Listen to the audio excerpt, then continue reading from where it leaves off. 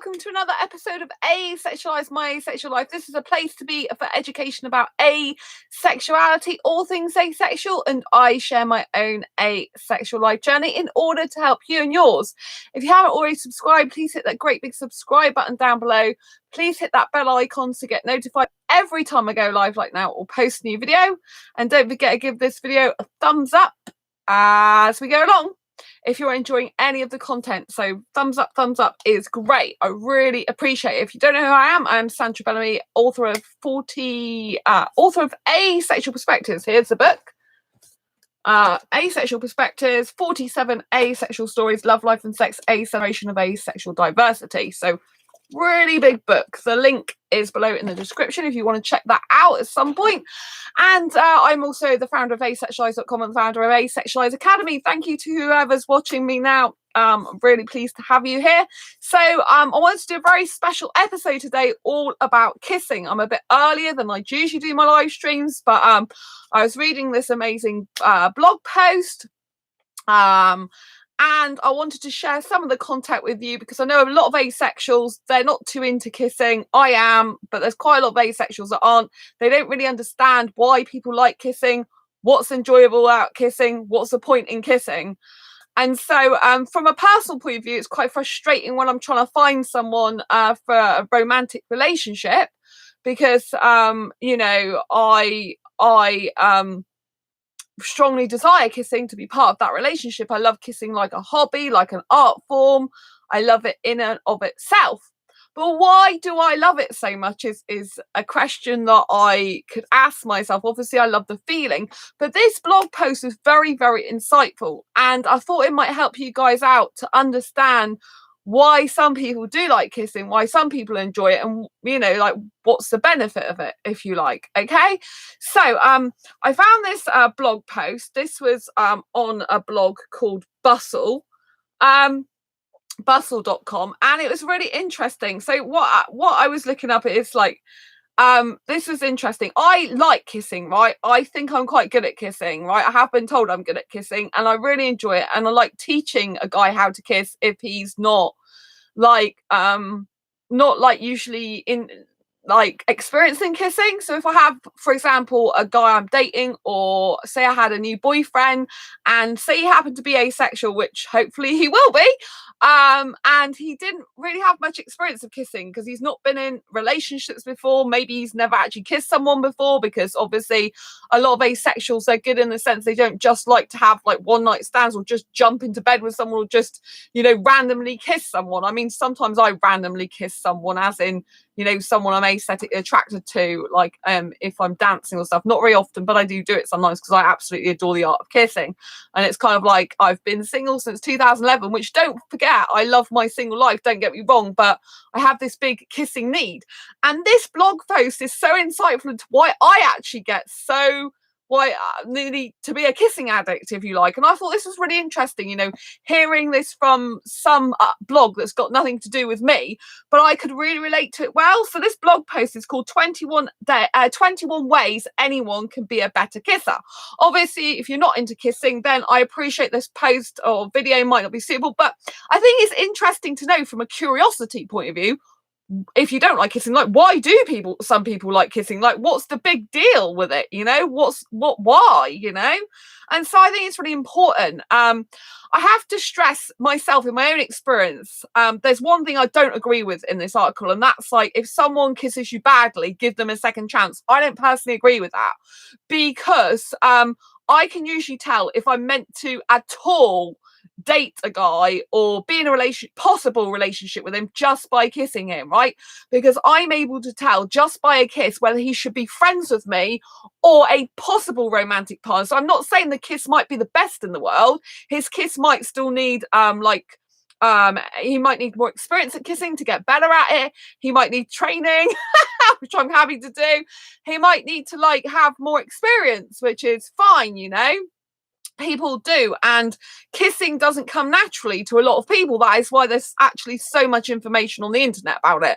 You'd be surprised that, you know, like I said, people who are, even, not asexual, they find it difficult to have the act of sex because they don't know what they're doing. And kissing is not something people naturally do. If you've never kissed anyone before in your life, how do you know where to put your mouth, your nose, what to do to prepare for it, so it's because I've got so much experience in this field that I'm kind of used to it. But if you're not used to it, then there's always something to learn, and it's kind of can be a bit like intimidating, or can be a bit like you can feel a bit frightful or fearful, like what if you get it wrong. Hi Andy, nice to see you, thanks for tuning in, lovely to see you. So you could fear that you might get it wrong, you might clash noses and stuff like that. And if you do clash noses, it can happen. Like, I can kiss a guy, and like, even though I've got experience of kissing, just because I've got experience of kissing, if I kiss someone I've never kissed before, you might clash noses and stuff. Like, sometimes you might even bang heads, and you might be like, oh my God, we banged heads. But if you are going to be kissing a person anyway, which is an intimate thing, you kind of need to relax about that stuff and not worry. If it happens, it happens. And you just kind of laugh together about it. Don't get so stressed, worked up, and think, oh my God, I knocked into the person, it's the end of the world. Actually, if you knock into a person, if they're a good person, you'll be kind of like, oh, I'm really sorry. Because don't forget, if you're with a person who never say sorry to you, get rid of them, because they are likely to be a narcissistic person. You always want someone who's got some degree of I'm sorry about them, like, oh sorry, didn't mean to do that to you. There's two types of people. There's one that go overboard with the sorries, and there's one that, like, sorry every little thing. And then there's a person, which I used to be one of those people actually, but and then there's a person that says sorry when, like, you do, don't you? If you knock into someone, it's natural, or it should be natural. And then obviously, if you've got a person who can never say sorry to you, that's not a type of healthy relationship you really want to be going into. So if you've got someone who just bashed noses, or like headbutted you by accident, but then I guess they might not use exactly the word sorry because they might be a bit taken aback, but if you can see in their face that they didn't mean to do that, do you know what I mean? So when you're kissing, don't worry about getting it perfect, getting it right. If you knock into each other, that does happen even with experienced kissers, because when you're kissing someone new, you're not used to being in their space, they're not used to being in your space, and you can bump noses, you can bump foreheads, which does hurt a bit. And they might like kissing in different places to you, because obviously you don't have to just kiss on the lips. But yeah, so kissing for me is something so beautiful. It is like an art form. Like, I don't like nudity, but some people think like nude paintings are artistic and beautiful. I don't. It makes me want to throw up, frankly. I don't like that type of thing. I don't like nudity, full stop. I don't like the smell of the boy. I just don't like it, right? I don't know if I could be naked with my partner in the future. That, at the moment I'm saying no, I wouldn't be completely naked with them, right? If the guy had his top off his chest, top off his chest, I'd be okay with that. But anything more, I'm not really into that. It's not really my thing. And whether I was naked with my partner or not in the future, that would take me a lot to do that. And at the moment I'm saying no to that. But even if I did, it wouldn't make me think that every nudity is great, because I still don't like it, right? So that's quite rare. But I've got one of my best friends doesn't like nudity either, so we really relate to each other in that way. So with kissing, it can be a minefield if you're not used to it, but it can be very simple as well. But obviously people like kissing in different ways. And what's beautiful about the start of this article is it can show you how different types of people like different types of kissing. And it's important in a relationship, if you are going to be kissing, to get a kissing match. But it's important to get the right match. So say you're asexual, doesn't like kissing, then it's important for you to get someone who doesn't like kissing or not very much kissing. If you, for example, if I was with someone, started a relationship with someone who wasn't into kissing and I love kissing, I'm going to feel really deprived, because that is an essential part of a relationship to me. It's like a hobby to me. I want someone I can enjoy that hobby with, that I can do that regularly with, day in, day out when I see them. And I love public displays of affection. I don't want to be held back by any people looking at me thinking I can't kiss my partner now because all people are looking. I like total freedom like that. Otherwise I feel like a caged bird, animal, whatever. I just don't like it. I do not like having public displays of affection in private and then going outside and not doing that as well. I feel there's a disconnect there. I feel that makes me disconnected from my partner. I feel that they just want to keep me a secret. I feel it's a very dirty little secret type thing. I know most people don't feel like that, but I do personally. I like to be free. I'm a young girl, I was thinking even today, I wear a lot of the same clothes that I would wear when I was 15 years old. And I've even got a dressing gown when I was 15 that I've still kept. That I can still fit into a panda one, pink. It's sweet. Anyway, I digress. So the beginning of this article was really interesting. I'm going to read you a few different snippets from it, not the whole thing, right?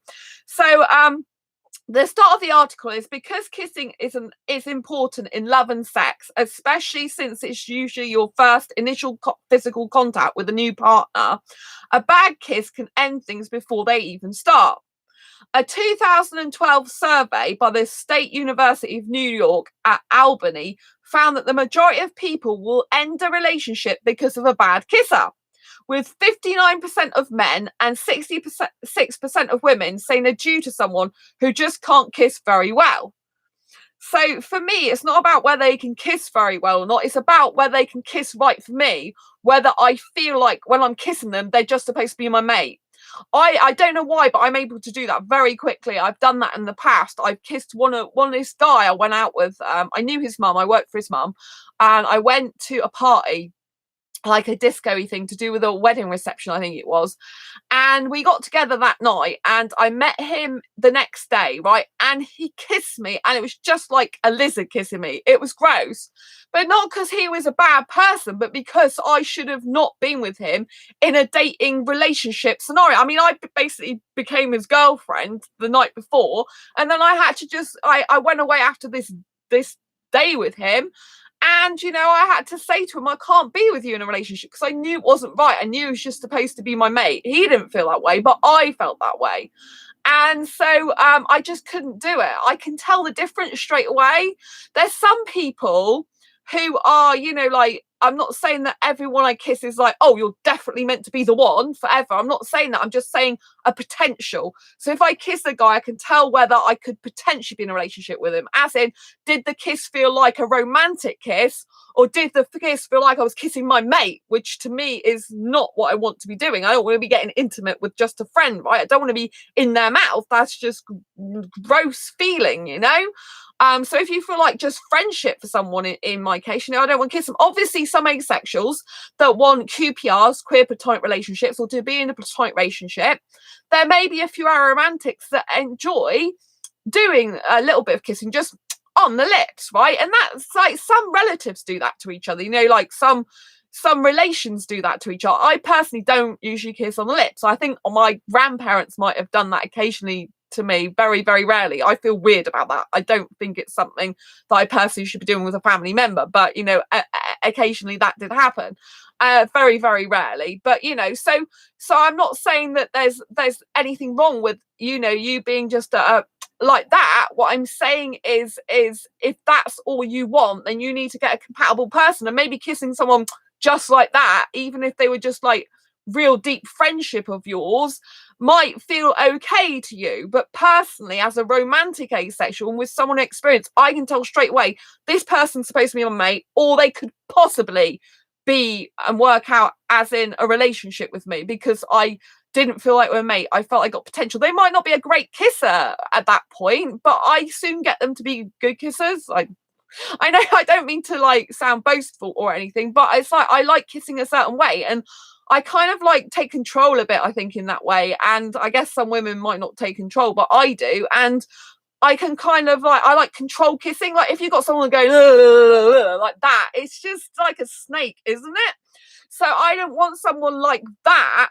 But if they are like going around and their tongue's controlled in a more strong way, but without being hurtful, then that's nicer for me. But sometimes they might be more all over the place, because they haven't kissed much and they might like being all over the place.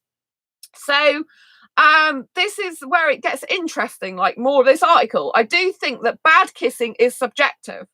While you may not like to have your teeth licked during a makeout session, obviously this isn't an asexual blog, but it's quite interesting. I'm sure someone out there does. And if that makes them happy and turns them on, then good for them. I once had a guy suck on my chin, and although I thought it was horrifying, I believe he's out there now sucking on someone else's chin and they're loving it. And that's what's the most important thing, is that you enjoy the kissing together, that someone's kiss might not be right kiss for you. Like I said, I've kissed some people. I know they're just supposed to be my mate. But to other people, these are guys, obviously, because I'm only interested in guys, to other people, like women, they might be like, whoa, that kiss was amazing. So you have to understand that if ever, you're not going to like every single person that kisses you or enjoys every single kiss. Right. And if you get the person who, if you repeatedly got people that kissed you grossly, then it wouldn't be very nice, would it? And it'd put you off kissing for life, to be quite honest. So you have to work out if the person's going to be kissing compatible for you, and if you feel anything for them. If you just kiss them and feel like, God, they should just be my friend, then you just stop it. There's no point in carrying it on. Even if you're going to upset or hurt the person, but there might be potential there. I've thought on some occasions that I'm not. I like this kissing a bit because I'm feeling like it makes me aroused. Actually, I'm feeling aroused and I like it, but at the same time, it's not quite right for me. There's something off, and I'd have to teach them how I like to be kissed, because if they couldn't kiss me like that, I'd feel uncomfortable because it's not quite my vibe, if you know what I mean. So it's really important to know, though, that there's someone for everyone out there in the world. That just because you like one type of kissing doesn't mean to say another person will, but someone else will. Do you see what I'm saying? I like kissing younger foreign guys. That really makes me elated. But the thought of kissing a British guy, actually doing that with them, I can't comprehend it anymore. Whereas I've had my long-term relationships, I've been with British guys. I don't know if I got a really, really young British guy in his early 20s, whether I could do that. I don't know. I might be able to. I don't know. There's one guy that I let in my mouth last year, his tongue, but I didn't do anything back. I didn't move my his friends were like, come on, and taking him away just at that moment. He stuck his tongue in my mouth. That was weird. But he did look slightly foreign with his hair and stuff. So I kind of thought, and I think he was mid-20s, I'd say, actually. So he's a bit older. 25 probably. But yeah, he was really good looking for a British guy, actually. So I'm not saying, but I didn't do it back. I kind of felt weird. I was really conscious of oh, this is a British guy, as far as I know, but he did look a bit aesthetically foreign. That is in my mouth, and I'm not sure about this. Whereas if it's a foreign guy, it's just completely natural for me. It's like I could say something, but it might sound a bit gross. It's like our fluids flow together. How else to put it? That's very descriptive, isn't it? And it's different. You can tell when I'm touching my hair that I like foreign guys. You can tell that I'm physically attracted to them just by imagining them and talking about them.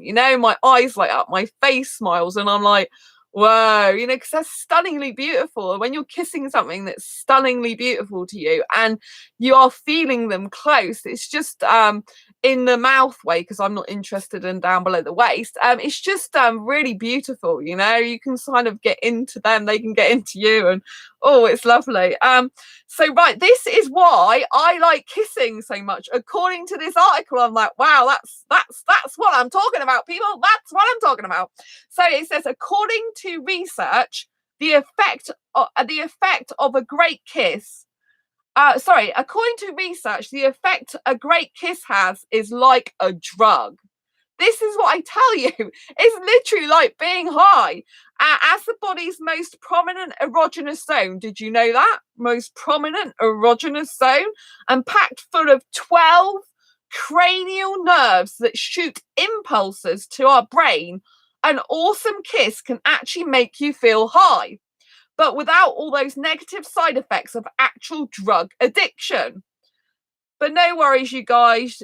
You and anyone can be a better kisser, and here are 21 ways to prove my point, because it goes on in the article. But you see, that's what I said. It's literally like, I don't want sex, right? But I do get highly aroused through kissing, and some of the time I really enjoy that arousal feeling. It's like makes you really super high and elated. It's like the whole world's exploding. Like, I don't get that from sex, right? Sex has never made me feel like that. I've never feel like, even though I can physically do the liquid squirting stuff or whatever, and some of the noises, I don't actually think the word orgasmic doesn't compute in my mind. I don't think that's orgasmic. It's like, why do they put that word with it? I'd rather eat eat some chocolate or something, or that are sugar-free, wheat-free, gluten-free stuff. And I feel like more orgasmic through kissing. I feel like, well, I think that's too tame a word for kissing. I would say, like, I feel like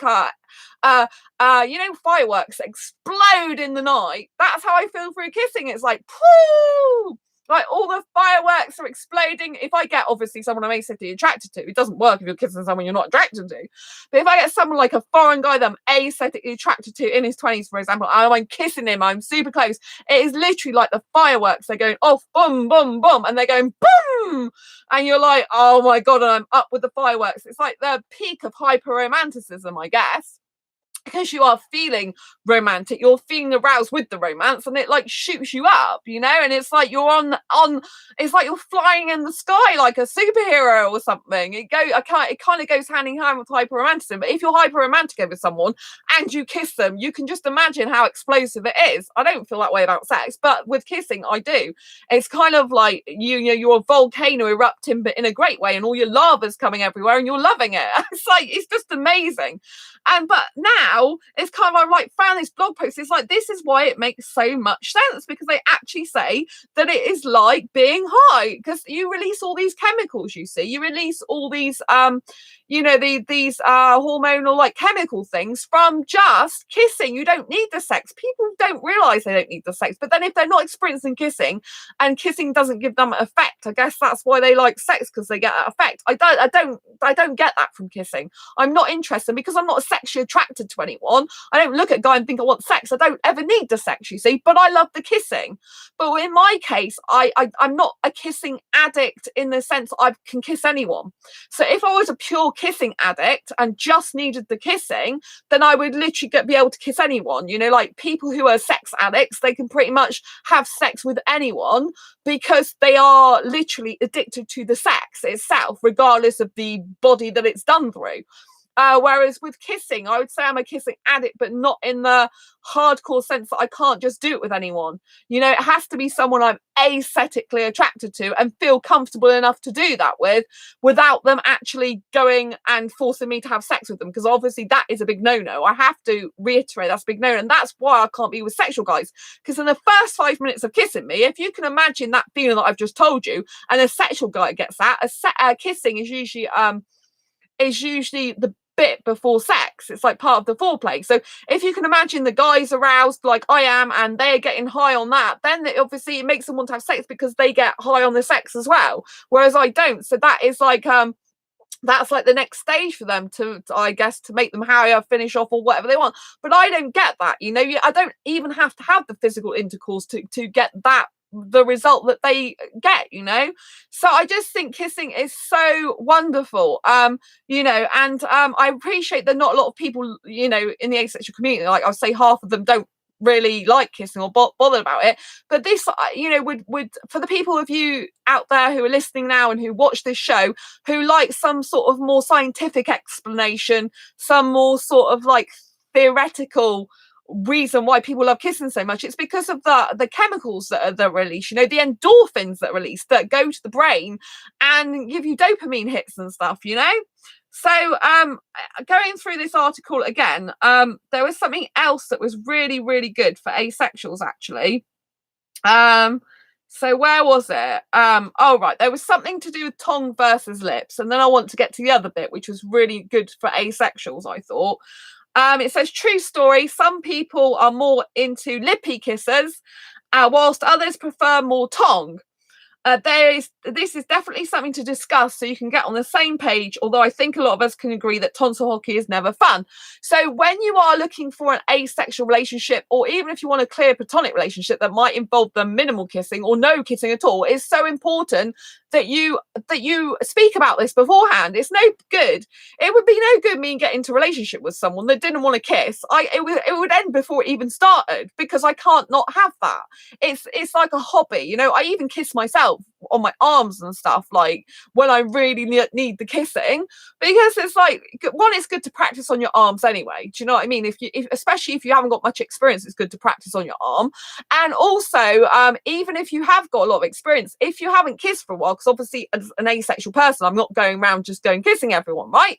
Especially because not a lot of them want sex. It's good to practice on your arm and stuff, because it's part of self-love, but also you can get practice in for when you actually do meet the right person for you. And you can practice even with your tongue, or if you don't like tongue, you don't have to practice. You practice with your lips, different techniques, and going slower, going faster, going harder, and then you can get a good idea of what you personally like, what feels good to you on your skin, on your body, so that when you get with that partner, you can tell them what you like and you can explore that. I mean, the thing is, really, with relationships, you kind of need to be exploring all these type of things before you get into the relationship, which then can kind of like, it's a bit weird, because you kind of have to go through this phase with someone of either being so close to them as a friend that you already kind of know all this stuff about them, which, like if you're in the dating scene, you probably do know a lot about certain friends, because if you met them through that, you probably do know. But you have to kind of get so clued up on the way what they like, you like, to see if you're compatible in the first place. But obviously, if you're transitioning from friendship into relationship,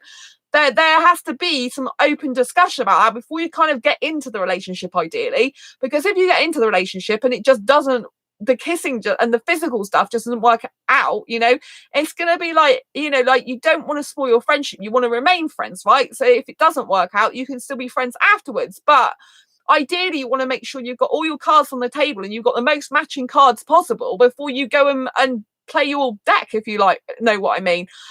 So you need to be making sure that you are as kissing compatible as possible. And not just that, with asexuals, there's so many different physical needs. I have known asexual romantics. They haven't even said they're grey A's, right? They've said they're heteromantics. And they, like, one guy, he liked to completely strip off and just do everything but the intercourse, right? Everything, all the kissing all over the body, everything. I've also met another foreign guy in the UK, much older than me though, and he liked being completely naked as well. So don't just think that it's sexuals who like kissing all over the body and touching all over the body. Some asexuals do actually like that as well. Some people think it's sensual, some people think it's sexual. There is a difference between sensual and sexual, but a lot of the time it's the intention, to be quite honest with you. It's like, if a sexual person is kissing all over the body, it's because they intend to have sex afterwards. If an asexual person was kissing all the body, it's because they like the sensual feeling of it in and of itself. But the actual action, the behavior, a lot of the time is the same or similar. Do you see what I mean? It's your intention that is different. But I just think it's so important to have these discussions up front. And there might be uncomfortable situations for a while where you thinking about having a relationship with a friend and you've got to kind of discuss these things. Obviously you can discuss them beforehand just as friends, because if you're really close friends, you might just want to know, you might just discuss all these type of things anyway, because it's nice to talk to your friends about some stuff like this, isn't it, if you're really close to them, because it can kind of drive you mad if you've got no one to talk about different romantic things or different relationship things. If if you need to kind of explore that in your head and explore it in a chat. But also, there's certain things that you wouldn't normally talk to your friends about. But if you're thinking about a romantic relationship or a quick QPR with them, you need to get onto the discussion of like, so if you actually was in a relationship, what would you like and what wouldn't you like? Obviously, until you actually get in the relationship with that person, you don't 100% know, but you need to make sure to see if you've got compatibility in the first place. If you haven't, like one of my best friends, he hates kissing. He likes little pecks. That's it. And if he was kissing more, it would be with a bloke, not with a woman. He's pan-romantic with a aesthetic preference for guys. And so I really understand him on that, and there's no way that I could, like, in much as I admire his soul and I think he's great and he's one of my best friends, and even for a British guy, he's quite good looking. I don't, I'm not really into British guys, but as British guys go, he's not bad looking. But it feels a bit weird saying that about my friend. But it's like I could never be with with him or him with me, because I love kissing so much and he doesn't. It's like a big turn off for him. He hates, really quite repulsed by it. And I've got another friend who's aromantic asexual, and they can be in a relationship, they even want a QPR, but yet they don't like kissing. They're kissing repulsed. I think they let their ex kiss them, but they're kissing repulsed, really. They're not really into it at all. So, there are people that are kissing repulsed, and you have to be aware of this, that, and not every romantic asexual loves full-on kissing like me. In fact, a lot of them don't. So this is the bit that I thought was very, very good, that I just wanted to say. Number 12, this was really good for asexuals. I thought this was very good. And I think it's an important point. Don't see it as a necessary step to sex. So again, this is in regards to kissing. Don't see it as a necessary step to sex. And I think this is so important, because just because you're asexual doesn't mean to say you can't passionately kiss. Like, I can get very passionate with kissing. My behavior when kissing is very sexual in behavior, yet I have no desire to have a guy have sex with me. I just haven't got that inclination. I haven't got that want, that need, that urge. I just love the kissing, right? I'm not interested in sex whatsoever. I can't be doing with it. And I think it's really important, because obviously this isn't an asexual blog. This is to the general population, and most of the people that read in this will be sexual. So I thought it's very important that they're telling sexuals that don't see it as a step to kiss, just a step to kiss. A step to sex. Say I've got kissing on the brain. So they put, although I know that kissing for some is something you do to work your way up to sex, but don't see it like that. Kissing in itself is really satisfying, but if you're thinking of it as a step, then you'll miss out on the satisfaction. I thought that was incredible, especially for a blog that is not aimed at asexuals. They're saying that the kissing is satisfying in and of itself, and I actually think that's what a lot of relationships, heteronormative relationships, lack, because after they've been in a couple for quite a while, they kind of let the romance die down, the kissing, the touching, and they just doing sex, some of them. Like, and it's like, I'm not being funny, but even if you're a sexual person, I'm sure you get bored with just having sex. Just like, people don't just want that. It's, like, maybe sometimes they do. I mean, one of my sexual friends, she's like, well, sometimes you just want to have the sex. And obviously, as an asexual person, I can't really comprehend that very easily. But so I do know there are some people like that. But in general, I think that most people who are even sexual, they want some other stuff, don't they? They don't just want to do that, because that gets a bit boring then, does it not? And so I think it's really good that they said don't see it as a necessary step to sex, because kissing isn't of itself satisfying. And that's why I love like a teenager relationship. When I was 15, I've been in relationships for half my life. You have to understand that I started as a teenager, and unfortunately the path wasn't that great, right?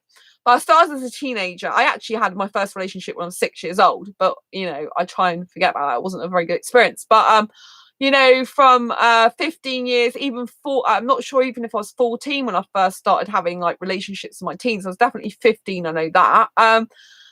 And this one particular guy, he used to kiss me really passionately, and he did used to touch me. Well, I have to tell you the honest truth about that. And I actually like the combination of that together. And I kind of like, even though the guy did go off with someone else, like I think she was younger than him. I think I was 15 at the time, and she was 13 or 14, and he was 15. I think I was 15. I think, but I could have been 14. Because I get confused. It's such a long time ago in birth certificate age, not a long time ago in my age. But yeah, so yeah, he did go off with someone else, because obviously he was a sexual guy. Even back then, I wasn't into sex. But yeah, I did like the touching and the kissing together, a combination to kissing. It felt very arousing, and I enjoyed that. And that's why I know that I've always loved that. But I never, when I was with that guy, I never looked at him and thought, I want sex with you, or was sexually attracted to him. I just wanted the kissing and the touching, because I enjoyed that. It made me feel really high. It made me feel really satisfied and wanting that more and more and more. The only problem is it's not good if you get into a relationship with a bad person, because if you want that more and more from a bad person, it kind of means makes you want that bad person more than you should, because you actually want what they're doing for you rather than the person themselves. Sometimes if they're a bad person, obviously if they're a good person, then you kind of like want the person as well. I mean, even if they're a bad person, you probably still want them, but not in the healthy way that you should want them. Do you see what I mean? So kissing is in of itself like an art form. Some people they love to kiss because they get a high off it. They get satisfaction, they get dopamine hits, endorphins, and they get this like wham of of physical chemicals that just make them explode. Like maybe they explode both ways, but it's just an incredible experience. So that's why some people enjoy it. Obviously, if you kiss and you don't feel any of those things, then you're just gonna get bored and feel weird and like, why am I doing this? This is yuck. And why do I need to like have saliva with someone else's saliva? What's the point? And it's gonna feel like how can I put it? Like a wooden bookend. Like it's not going anywhere. It's just sat there and boring. Do you know what I mean? So if you're not into kissing, then it's gonna feel boring and, like I said, like a bit like a bookend, it's a wooden bookend. I'm stuck there. I'm just, what am I doing? I'm not feeling anything, and that's how obviously some asexuals can feel about sex. If some asexuals want to try sex, you might get some asexuals that have a pleasurable experience physically or that are okay with it. And you might get some that try sex and they just think, well, nah, it's boring, isn't it? What's the point? It's just like a process I'm doing. There's nothing, no feeling in it. But when I kiss, you see, in comparison to someone who doesn't like kissing, for me, it's an elevating body and mind-blowing experience with the right person. If it's the wrong person, it's like, go, I can't be with you straight away. Just after one kiss, it just can't. I just have to tell them. And so that's kind of a good way for me for gauging if I'm meant to be in a relationship with someone at all, possibly, kiss me and then I'll let you know. But that's another difficulty, right? Like, say I get offered like to have long distance relationships, right? And I've told you I can't do that because I need the physical kissing, the physical cuddling. I need someone here. And I don't believe internet relationships, in my personal opinion, are very good. I know some friends who are having internet relationships, but one of them's going to move eventually, which you have to do. They've already planned it, If you're going to have a long distance relationship, you have to plan one of you to move. If one of you's never going to move, it's never going to work. Doesn't matter if you're together 4 years, 5 years. If not one of you's going to move, it's going to end in tears, okay? So if you are going to have a long distance relationship, then one of you has to decide to move, and the sooner the better, usually, because otherwise you're just having the relationship that might never actually fluctuate in offline world, and it's very different in the offline world, believe me.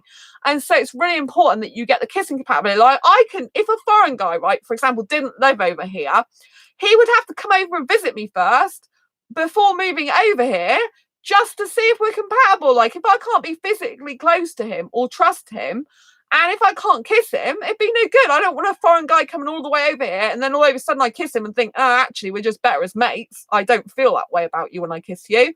Do you see what I mean? Because there's a big difference between being romantic and having all these romantic feelings while you're online, for example, because you're only seeing a snapshot of that person. Kind of like when you experience less of someone, it can make you want them more. So on the online dating situation, that's why online dating is quite addictive, because not only the online environment's very fast and furious, so you're getting little tidbits here and there, you're also doing that with people that you fancy online, right? You're having little flashes of them, so it makes you want them more. It's like when you have a sweet jar, right, and you're just having one sweet at a time. You want the whole jar, don't you, usually, or at least a good substantial amount of it, because you're just being given a little bit, and if you like the taste of it, you want more and more and more.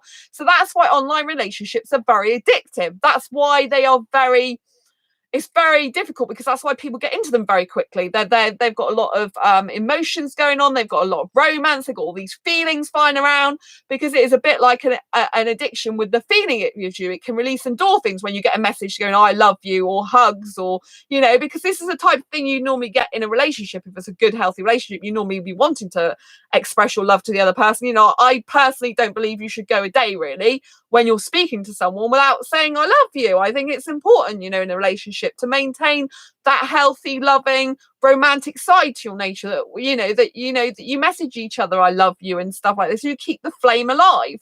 But online, when you're getting little tidbits, but when you meet someone in person and you're kissing them for the first time, say you've been in an online relationship for a few months or a year, and then the person turns up, you've got that person with you, not just for a little tiny bit of time, but like a whole day, a whole week, a whole 2 weeks. So you're exposed to them fully, right, for that amount of time, which isn't their true version. because until you spent years and months living with someone, you don't really know the person very well at all, even though you think you do. Oh, thanks for the thumbs up. I really appreciate that. And so when when you are when the person comes over, you're literally getting just a snapshot of them for that time.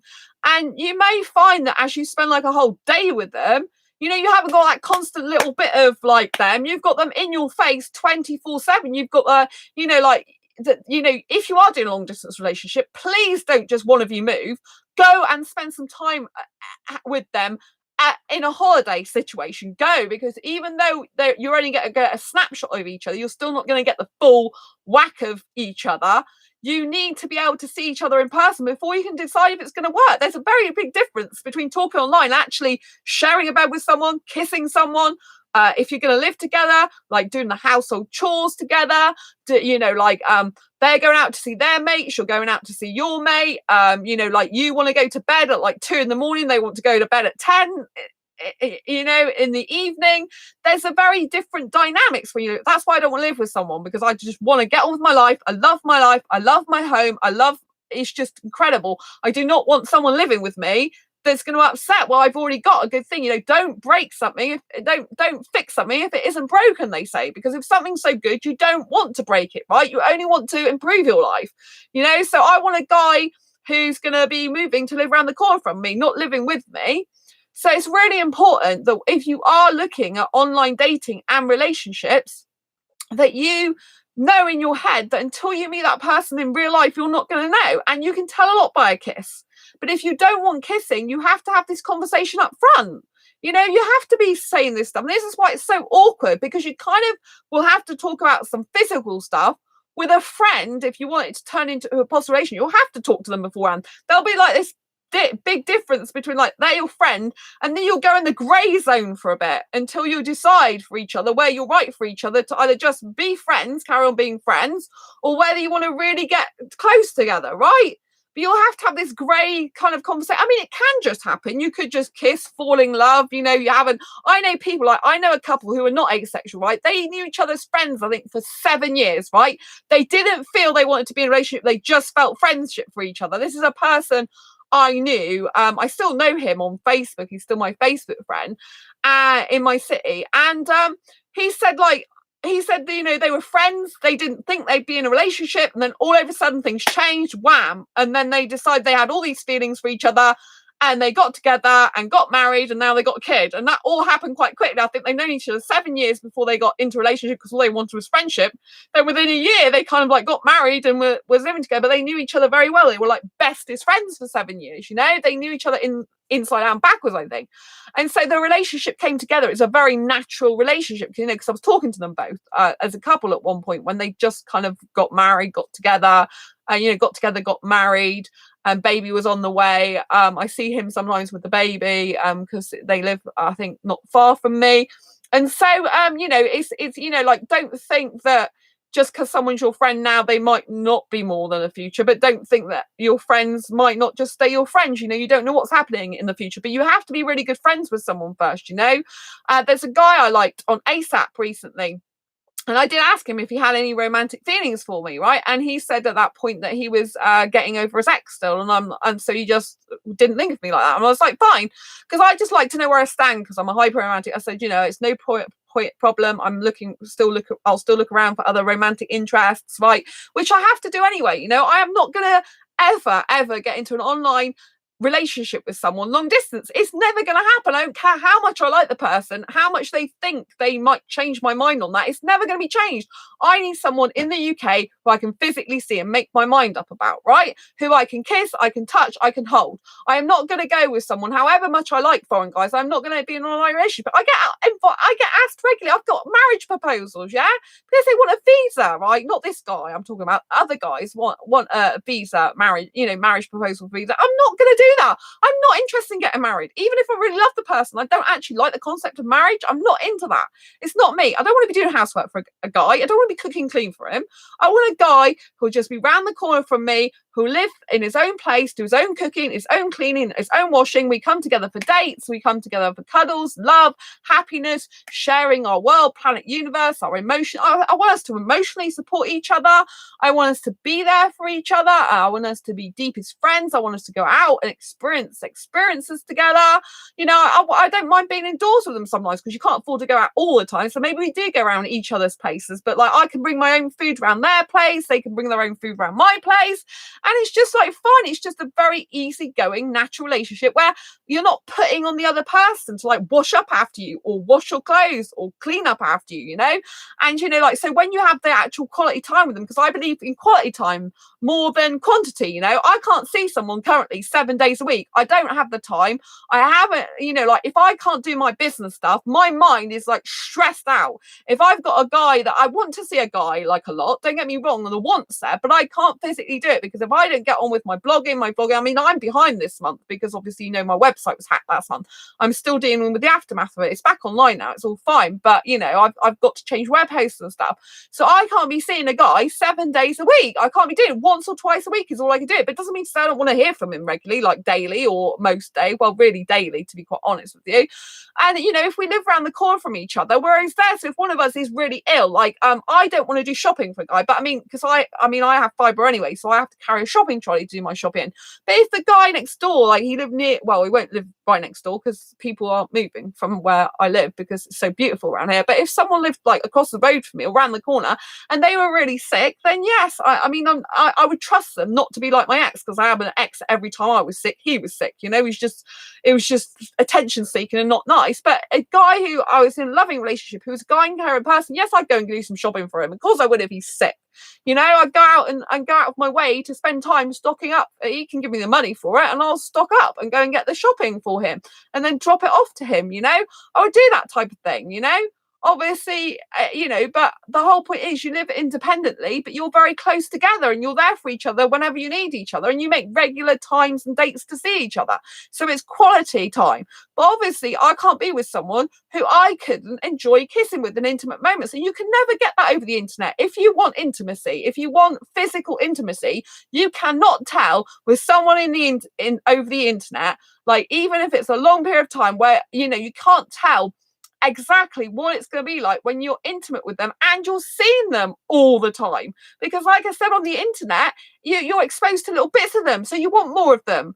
You know, it's like I said, when you have the one sweet in the sweet jar, you just want more of it. It's very addictive. This is why online stuff's very addictive. This is why online dating's hugely addictive. This is why a lot of people like dating so much online, because a lot of them don't want a relationship. They want the instant gratification of all these people fancying them. I mean, I have to admit, I get a lot of guys that are interested in me. I do personally, even myself, like the fact that I've got guys who are talking to me who fancy me. You know, it's nice feeling to be attractive to people and to people say that I'm beautiful and stuff. You know, it doesn't like it does. You know, like when I find the right guy, I want to be in a relationship with just one person, a monogamous relationship. But I can see why people do get addicted to online dating. It's like I went on Plenty of Fish last year, as you know. Well, it was very addictive, right? I mean, after 10 days, they cut me off because I said I didn't want sex. And they said it was to do with that algorithm that I'd use the word sex and they chuck people out, which it can, you know, in a way that's a good thing, but it can't be true because I know other people in my asexual groups that have written the same in their profile and they're still on there. So I don't know why they did it with me, unless it's because I put it in the actual title rather than just the post.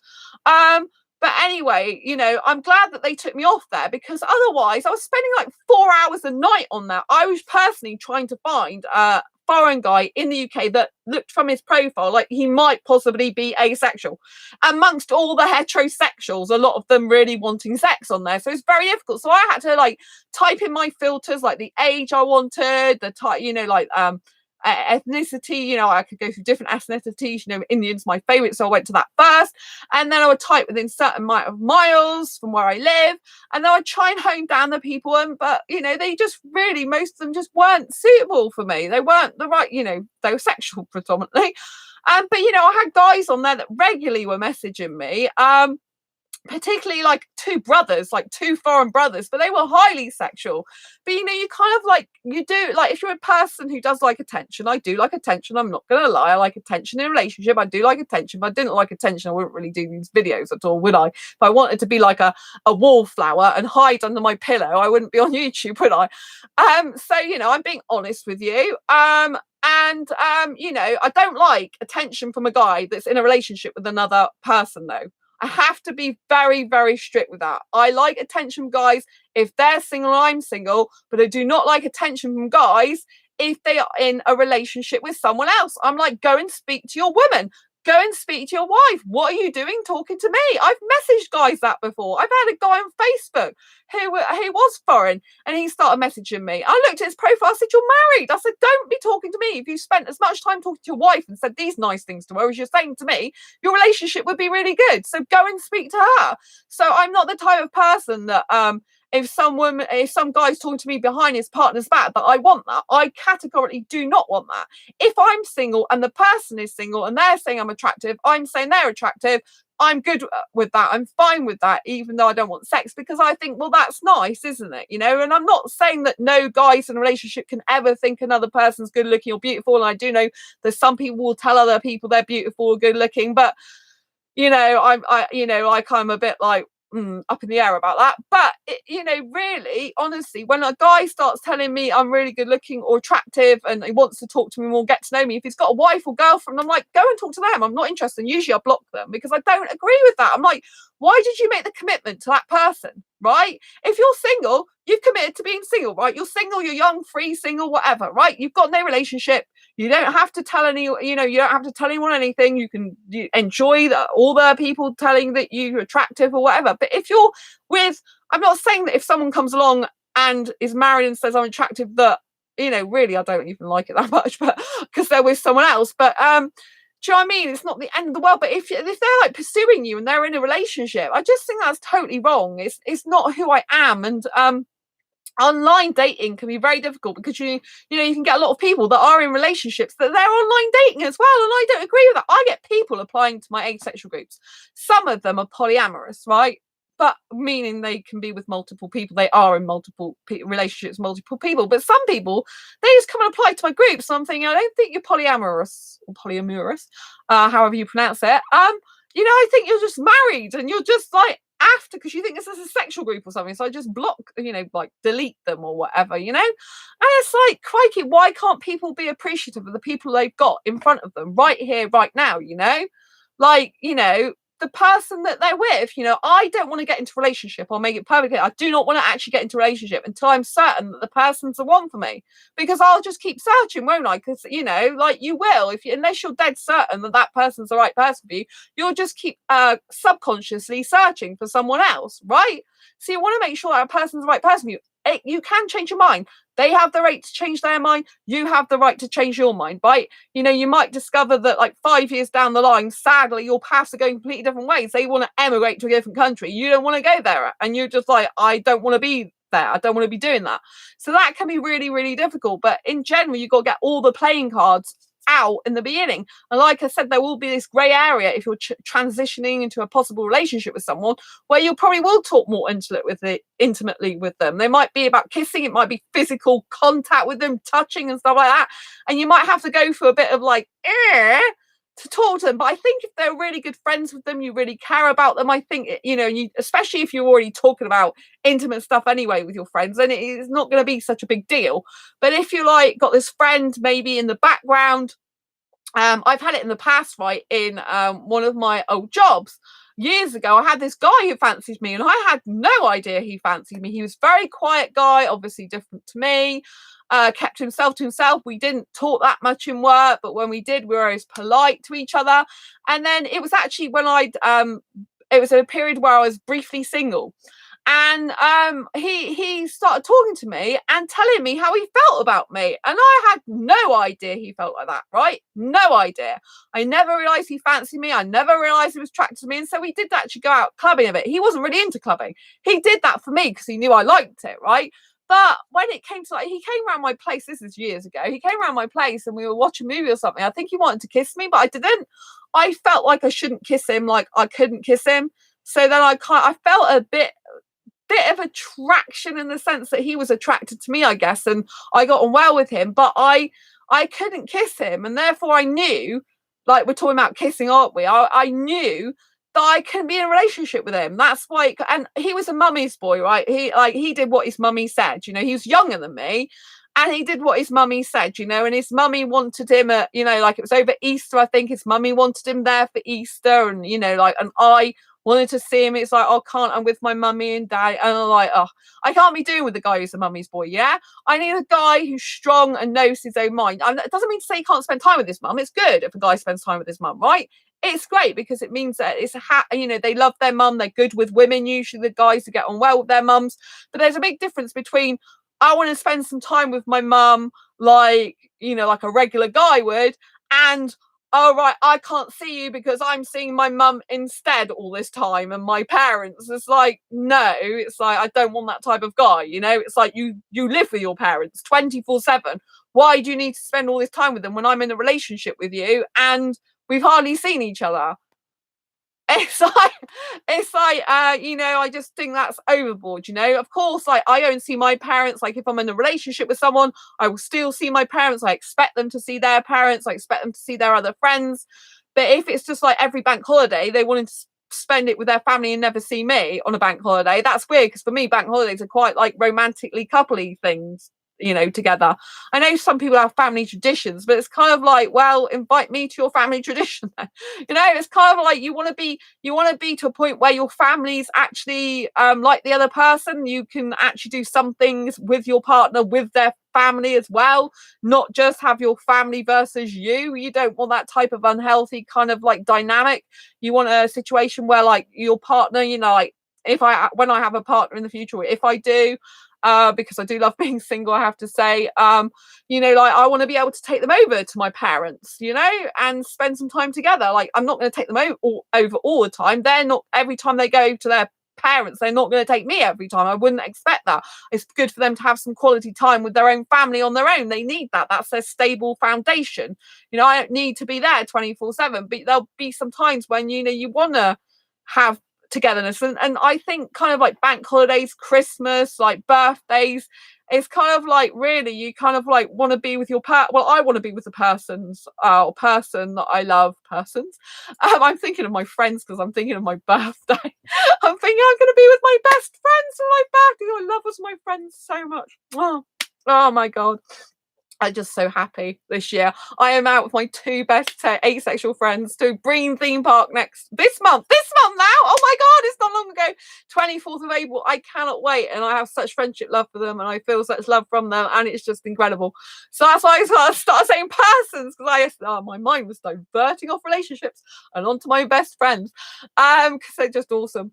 And so yeah, so you know, in a relationship sense, you want to be making sure that, you know, that you are spending some time with the family as well. And I think it's really important that when you have significant events, like I think bank holidays and like Christmas, I would want to be with a loved one over Christmas. It would be hard because I kind of want to be with my parents as well, so I'd want them to, like, you know, like if they wanted to see their parents, I wanted to see mine. We either do that separately and then come together in the evening, or vice versa, and the day we're together and then we see our parents in the evening separately, or we both like go over to one set of parents together and then go over to the other set of parents together, providing they got parents. It might be a parent or guardian, you know. But I think it's really important. So, you know, kissing, like I started talking about kissing. Obviously I've gone and talked to a lot of other subjects today, but I think it's important to know that whatever you do in your life, you know, you have to get compatibility in friendships, with boundaries, you know, because you know, some friends kiss each other, right? You know, you might not be comfortable with that. I mean, I had a friend that I went out to world music night with. It's like I'll be doing that with my friend, one of my best asexual friends. We're going out the night before because he's staying in a hotel for a few nights, so we can go out clubbing with foreign guys into the early night and into the early hours of my birthday, so it's the night before. And you've just gotta, oh, my mind's gone now. So yeah, what was I saying? So when I was saying that when you go to a club, I've lost track now because I'm talking about foreign guys again. I'm just talking about compatibility really, and like special occasions. What was I talking about? Oh my god, I've lost the train of thought now. I don't usually do that on a live stream, lose the train of thought.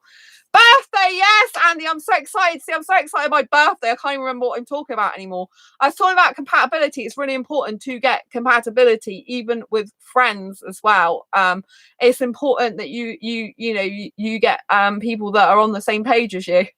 I know, I'm so excited about my birthday. I can't even speak anymore. All I can think about is my birthday, and we're going to Breen Leisure Park, people. Breen Leisure Park, which is I'm interrupting this broadcast now to talk about my birthday. So we are going to Breen Leisure Park, and there is roller coasters there, log flume, rides that do this. Woo! Rides where you can go woo!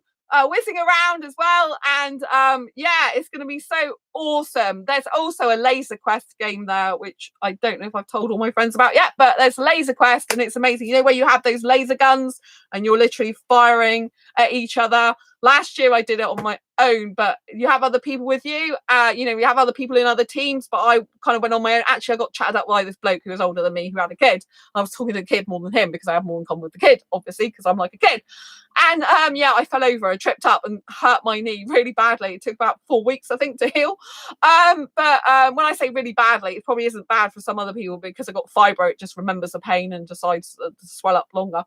But yeah, but it was really fun because there was this guy there. He must have been about 19 with his mates, and I kept hitting him. And I got a really high score, and he's like, "Oh, stop it!" And he was swearing at me, and it was really funny because obviously in birth certificate age I'm older than him, but I was hitting him more, and I thought this is so cool. And I don't play video games or anything, so like, yeah, aim fire. So it's really good. So calm down. 2 weeks to go. I can't calm down, Andy. I'm too excited. It's my friend's birthday as well. Next week is my friend's birthday, so in a few days' time, I'm preparing for that on Thursday because it's Friday, her birthday. So that's going to be a massive party. She's having a band and everything. So this next week and a half coming up, it's going to be absolutely sensational for me. I'm like high as a kite. Save your energy. I got plenty of energy, Andy. The thing is when you have energy, right, which is what kissing actually gives me as well. When you have energy, right, you build momentum and you build it up, and it becomes higher and higher and higher. So that like when you have energy, actually, you don't want to save it. You want to absolutely absorb it into your own body, and you want to let it infuse you, so you have like the most amount of energy in the world. And it's just like incredible, that like earlier on I wasn't higher every time round. Yeah, exactly. Actually, earlier I wasn't feeling that great. I went shopping, did some food shopping, and I thought, do you know what? I'm going to do live stream early because I'm in the mood for doing it. And yes, every time I get higher, it actually makes me higher and higher and higher, like as in really awesome. And it's really good because I wasn't feeling great earlier, but I'm feeling happy now because I'm doing this live stream. I'm talking to you guys. I talked about kissing. I talked about relationship, and then I talked about my birthday. And the reason I'm so excited as well is because you probably don't understand that for years of my life, I've struggled to get anyone to even come and spend any time with me on my birthday in the day, apart from my parents. But I don't want to, I'm not an indoorsy girl. I'm an outdoorsy girl. I have to go out on my birthday, even if it's on my own. So for years, the majority of the time, I've gone out in the daytime on my own on my birthday, just with me, no one else, right? And I think that's a little bit sad, right? I have to say it's good, it's great, but it is sad that no one wanted to come with me, right? That no one could or spend the time or take the time off work because, I have taken time off work for other people's birthdays before, that are friends. I've like booked it off as part of holiday because I care about the person so much and I want to spend time with them, But the majority of the time I have had no people to like come to my birthday. And like this year I'm having two, not one, but two best asexual friends come with me.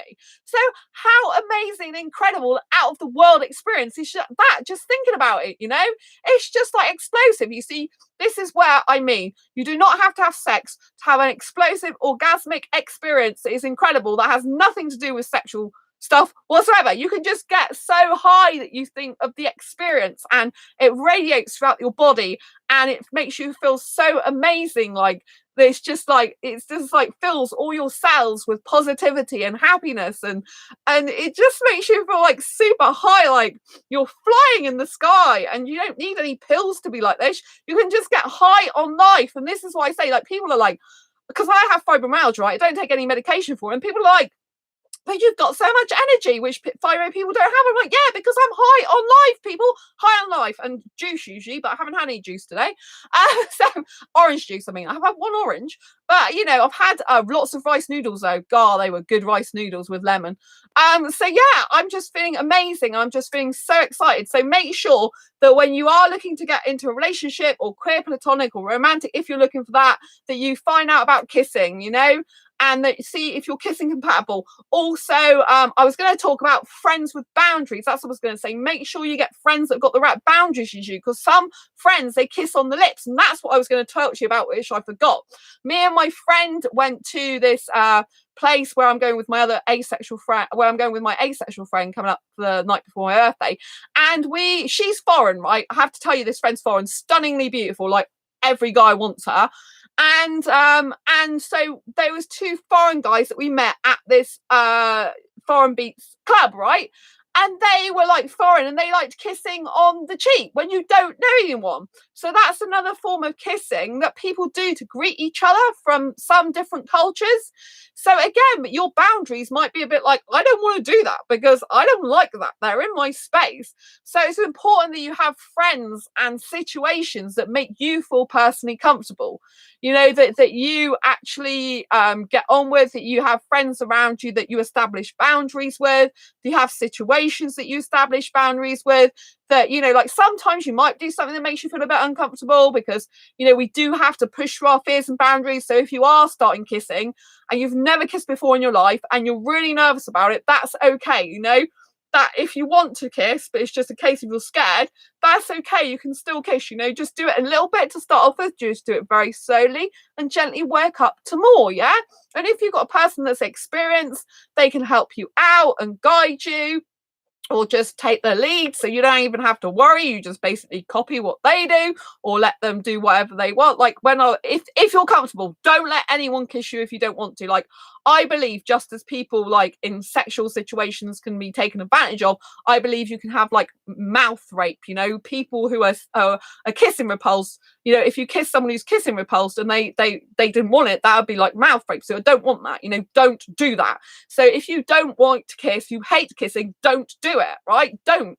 But if you're the type of person that's an asexual, for example, you're really inexperienced, you don't have any experience of it at all, for example, because you never kissed someone, or maybe you've just gone like that to a friend when you were a kid, you know, that is okay to be scared, you know, and we all have to push through our fears and boundaries when we're doing anything different.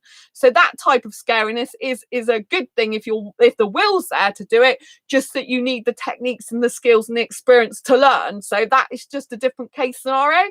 So just, you know, do what works for you, and it might be very difficult because you might not know what you like at first. I guess that is the advantage of me kissing more people than just one in my life, because I know what I like and what I don't like. You know, it's like with anything, like if you have been dating a while and you have got intimate with some people, you kind of like know what you like and don't like. But sometimes you just need to spend time by yourself, practicing things with yourself. Like some people touch themselves, and that is like, you know, I used to think it was a bit weird years ago, but now I actually think it's part of self-love and self-discovery, that when you are touching yourself or kissing yourself, you can find out what works for you, what you're comfortable with, what you're not comfortable with.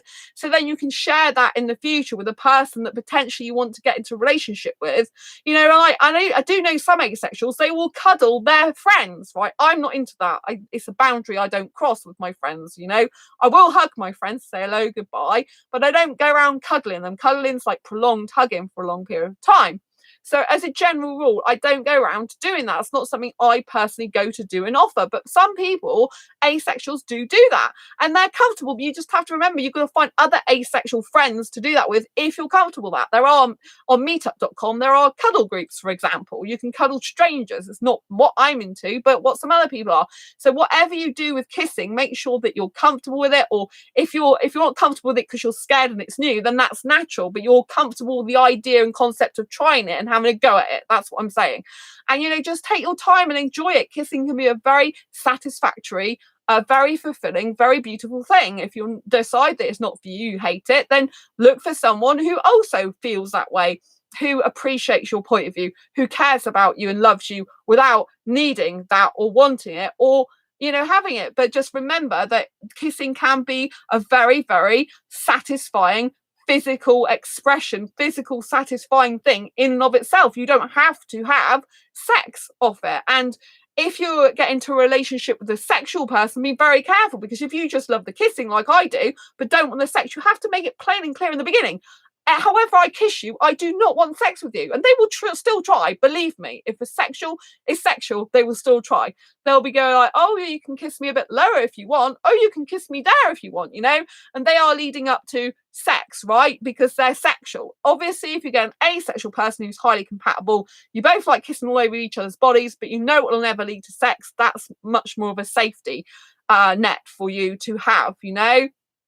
But you've got to make sure they're genuinely asexual, because there are some people out there that are saying they're asexual and they're not asexual. And asexuals, like I said, they have such a big array of needs. Some people hate kissing and some people are touch averse. They don't even want to be touched at all, not even on the arms, not cuddling, nothing, right?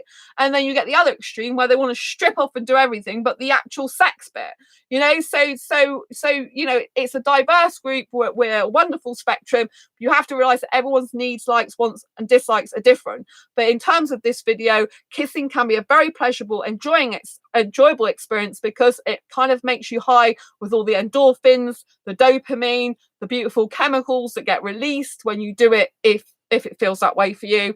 And you know, and so for example, that's why you can want more and more of it and enjoy it. And some people who are really into it, they don't mind exchanging mouth fluids, for example, because it does it, you know, like they don't want to exchange like maybe sexual have sex and exchange sex fluids, but they don't mind exchanging fluids in the mouth. There are infections you can get in the mouth through kissing, though. I do have to say that. You know, you can get thrush, like if a person's got thrush on their tongue and stuff like that, you can be prone to mouth thrush, and sometimes you can get infections occasionally. So I have to say that. I'm just saying that's a safety thing. Nothing to worry about. You know, if that happens, you can't. If they've got a sore throat, obviously you're likely to get a sore throat if you're doing tongue kissing. So really, if your partner's got a sore throat and stuff, if you're going to kiss them, you don't want to be kissing them with the tongue for definite.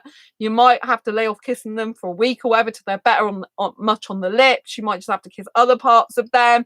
Or if they're really, you know, if they got flu, you're not really going to be wanting to kiss them very much, or them you know.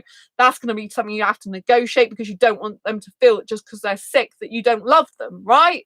That's why people who live together are likely to both get sick and ill, because they're going to want to physically be in contact with each other. It's natural, you know, and you don't want them to feel so distant from you that you don't care. And if they're in a really bad way, you might want to hug them because you love them, but the hugging might cause you to be sick. So, you know, that's another good reason as well why it's kind of like nice to live separately sometimes, you know, because, you know, but, you know, if you're ill, it's nice to have someone there for you at the same time. Like sometimes I've been in such a bad way that I can't even barely walk across the road. Like one of my housemates years ago had to get toilet rolls for me because I couldn't even walk across the road. I couldn't barely stand up.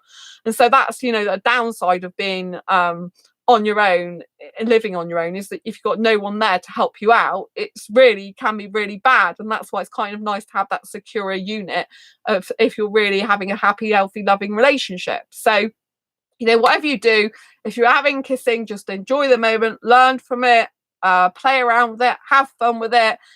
Just know that some people can get really high and excitable just off kissing, and satisfaction and pleasure just in and of itself. Like you might like eating a cream cake. It might be the most amazing cream cake that you just want to lick and kiss and suck and eat up. And like people might feel that way about kissing, right? I don't feel that way about sex because I'm not sexually attracted to anyone. It doesn't do anything for me like that. But I feel that way about kissing, right? So anyway, I hope this has been very useful, helpful, insightful. Whether you like kissing or not, please give this a video a thumbs up if you like it, if you've enjoyed the content, if you've liked anything, if you've learned anything. You know, have I taught you anything you don't know? Have I said anything interesting that might be like, oh, I didn't realize that? How did you find this blog post? Some of what I've read out to you, I thought it's really nice that they're definitely put in. Don't see it as a necessary step towards sex, because I think it's really important that kissing can be in and of itself a very beautiful experience, and you can just have lots of it. That, you know, like continuously. You don't have to get involved in sex whatsoever unless you want to. And thanks for the thumbs up. And as always, if you haven't already subscribed, please hit the great big subscribe button down below. There's a bell icon too, so when you hit that bell icon, so you can get notified of every time I go live like now or post a new video. So I have done this video earlier than I usually do. I just was in the mood. I just wanted to go with it. And also, don't forget, like, share these videos and get everyone to subscribe. You know, I need as many subscribers as possible, because when I get to 1,000 subscribers again, well, I haven't been to 1,000 subscribers, I should say. When I can get to 1,000 subscribers, I can do live streaming outside my home again. Right now, I can only do it on this desktop device, which is amazing. I can see you. But I need, you know, to actually be able to go out on my outside broadcast again. You know, I want to record my birthday, but I can't from my YouTube app, because it no longer does live streaming on my phone or my iPad, which is what YouTube are restricted. So please share this. You know, if you've got multiple YouTube channels, please like subscribe from all those different channels. It really helps this channel out, and I can raise more awareness of asexuality. Plus, I can raise more awareness of different relationship, friendship issues. You know, I can help more people, because I know these videos do help some people, because I get private message to say they do. If you've got any comments and questions for me, leave them down below. You know, as always, I always try to look through all the comments, people questions from people. I answer as many as I can. I usually answer all of them. If I can't answer them, I say I can't, but I don't think I've ever been asked a question that I haven't answered yet. I usually answer them like directly to you, or I'll answer them in another video. And until next time, embrace your quirky and each other. Thank you so much. Thank you, Andy, for watching. Thank you to the other couple of people that have watched me nearly the whole way through. Thanks to everyone else that's watched, that's tuned in for just a little bit. And I really appreciate you and love you to bits. I'm going to sign off for now, and I will see you on the next video or live stream. I really appreciate you being here. Thanks, Andy. Thanks for all the smileys. Can't wait to my birthday. Ah! Bye, everyone. Bye. Bye.